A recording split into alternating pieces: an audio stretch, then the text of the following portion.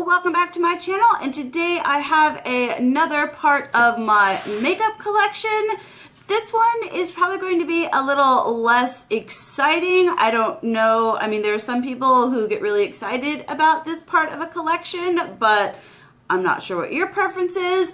But I am going to go a little bit more in depth to a lot of the items to really let you know what I feel about it, rather than just breezing it through and being like, oh, I love this, I love this. We're actually going to talk about the product. And so we are going to be going over my foundation collection.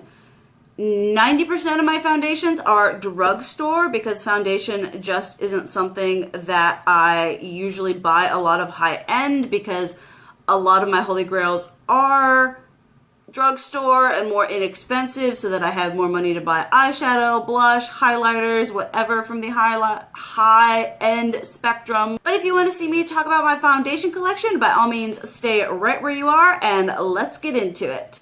As always, please don't forget to like and subscribe and tap that notification bell to be notified of more videos, and let's get into some foundations. First up, I have this CoverGirl Vitalist Healthy Elixir foundation, which is new to me. I haven't even tried it. This was a gift from my husband, so I have no opinion on that just yet, but I will let you guys know because I like a lot of CoverGirl foundations. Sad because they are not cruelty free. Speaking of CoverGirl, I have their Ready Set Gorgeous foundation, which is my everyday go-to foundation. I find that this applies so beautifully with a brush, with a sponge, with your fingers. It just has such a great coverage and it looks beautiful on the skin. Mine is in the shade 105 and I absolutely love this foundation. I recommend it to anyone and everyone who is looking for a good foundation. I just say go for this. I absolutely love it.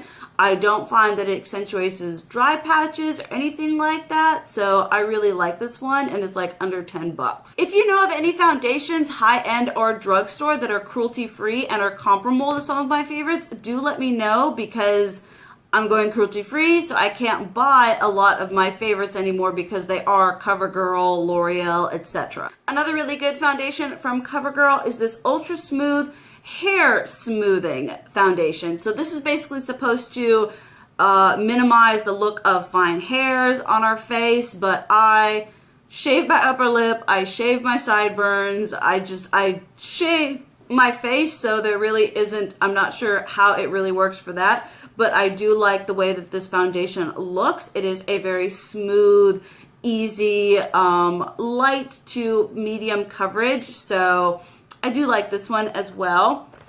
Then I have two from NYX. These are their Invincible Fullest Coverage foundations. I have the shade Ivory and Fair. Usually I end up mixing both of these. This is an okay foundation. I mean, if you're looking for something that is fairly full coverage but doesn't necessarily have the best finish, in my opinion, these are all right. They aren't something that I would say you need to run out and go out and buy, but they're okay for what you pay for them. Another favorite from CoverGirl that I have been using a lot lately is the CoverGirl Outlast Stay Luminous foundation in the shade 810. I love this foundation. I have dry, nasty, ruddy skin, and this is just such a beautiful, lightweight, light to medium coverage that really gives me a little bit of glow, a little bit of luminosity, making me look a little bit less dead. So if you have dry skin, I highly recommend this foundation.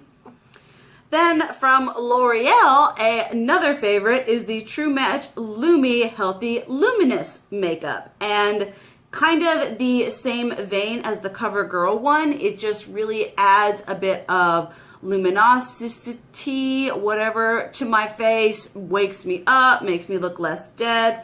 I have the shade W12 Warm, which is Porcelain Light Ivory. That's a lot of words to put into a name of foundation. But I really do love this foundation, and it makes me super sad, once again, that they're not cruelty-free. I mean, 90% of my foundations are freaking not cruelty-free drugstore. So when I run out of foundation, it's not going to be a pretty sight. Another total holy grail is the L'Oreal Visible Lift Serum Absolute Foundation.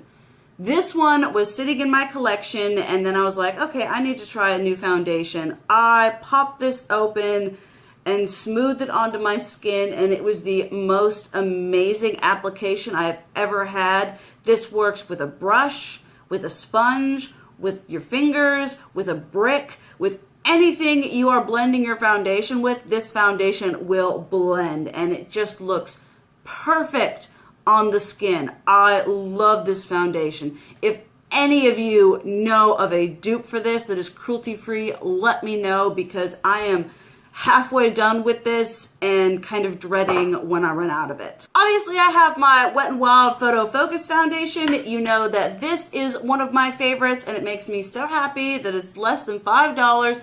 It's cruelty-free, so this one may be the only foundation I use for a really long time after running out of all of these, because I just don't spend a lot of money on foundation. I really don't. I don't know if I should or whatever. I mean, I bought 2 Marc Jacobs foundations, and those are like freaking $48 a piece. Looked like crap on my skin. Could never get them to work. So I'm like, I'd rather pay, $7 and have it not work than pay $50 and have it not work. And as you guys know, I don't return makeup because it just gets trashed. So but Wet n Wild Photo Focus Foundation, really, really good. An old favorite of mine that actually probably needs to get tossed because I've had it for like 5 years is the Rimmel London Stay Matte Foundation. This was my go-to foundation when I went to conventions, when I was cosplaying, because the coverage is so full on this. It's less than $5, so super budget friendly, and the coverage is just beautiful. It's very full coverage without looking super cakey. So I absolutely loved this foundation. It was amazing for that, but I actually think I am going to pitch this one. Another favorite is my CoverGirl True Blend Liquid Makeup. I mean, obviously CoverGirl is doing something right with their face products. Otherwise, all of these wouldn't be my favorites, but this one, once again, has a very beautiful coverage, very light to medium, just looks super nice, smooth on the skin. Really like how that one goes. And then one that I actually haven't tried yet that I need to try is this Flower Beauty, oh my goodness, About Face Foundation. Flower Beauty is cruelty-free, so after I run out of another foundation, I'm probably going to pull this guy out and let you people know what I think. Okay, one of my only high-end foundations that actually probably needs to be pitched is my Estee Lauder Double Wear Light Stay in Place Makeup.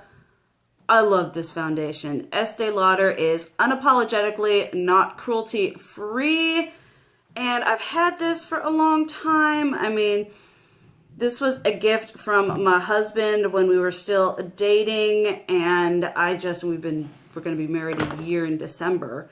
And I need to let it go. I like my foundation a lot paler than my actual complexion, and I got actually matched for this, so it is going to be way too dark in the winter time, which is when I wear this, so that one is going to go as well. Another one that I absolutely love that I need to actually use again before I decide if I want to get rid of it. It is kind of old, and I stopped using it because it was my favorite, and it was the only foundation that I had that was super, super pale, and that is the Makeup Forever Matte Velvet Plus Foundation. And they have such an amazing color selection. I mean, they have like 50 freaking different colors. And I just went in and was like, all the way to the pale spectrum. And that was this one. I absolutely love this foundation. It looks amazing on my skin. It is a matte foundation that does not cling to dry patches on me. But it's not cruelty free, which makes me so angry. And it's also really, really old. So I'm going to set this to the side and use it once more and see if it has some life to it. And if it doesn't, I will get rid of it. A couple foundations that I'm a little bit undecided on are these Revlon Age Defying Firming Plus Lifting Makeup right here. And then the Revlon Color Stay. The color stay I like because it's fairly pale. This one is probably a true match to my skin tone, but I just, I've kind of used them and then not really done anything with them. Revlon is not cruelty free and I haven't been reaching for these, so they're gonna go. Another foundation that I love from CoverGirl, if you guys have any dupes for any of these CoverGirl foundations that I've talked about, let me know. I don't care the price. I don't, just so long as it's cruelty free, let me know, because I love these foundations so much. This is the Clean Oil Control Foundation. Now, I don't have hardly any oil. In fact, I have like nothing but dry, so that doesn't really do anything for that, but it is suitable for sensitive skin, and I do like the way this foundation looks on me. It is a bit more of a, you know, matte finish, not completely matte, just a little bit, and it looks really nice on my skin, so that one's gonna stay. I have another one from Flower Beauty, which is this Face the World Tinted Moisturizer. Flower Beauty is cruelty free, like I said before, which is pretty great, and I want to try that other foundation, but I'm just not a tinted moisturizer person. When I wear makeup, I like to be light to medium to full coverage, and this just gives like no coverage at all, so it's gonna go. Then I have my Urban Decay Naked Skin Foundation, one of the only high-end foundations I have. I have recently started using this one again. I don't find this formula the best for dry skin because Urban Decay's stuff oxidizes. It's very heavy, thick, full coverage, but when I use this with the Urban Decay face primer, it looks pretty nice. And then I have my Too Faced Born This Way foundation. I believe I bought this before they came out with a bunch of new colors. So I have mine in Porcelain, which is a terrible match for my skin, even if I'm not trying to be a lot lighter. I find that this foundation oxidizes on me. I'm going to use it one more time to give it one more go through, and then it's gonna go because I just can't make it work for me.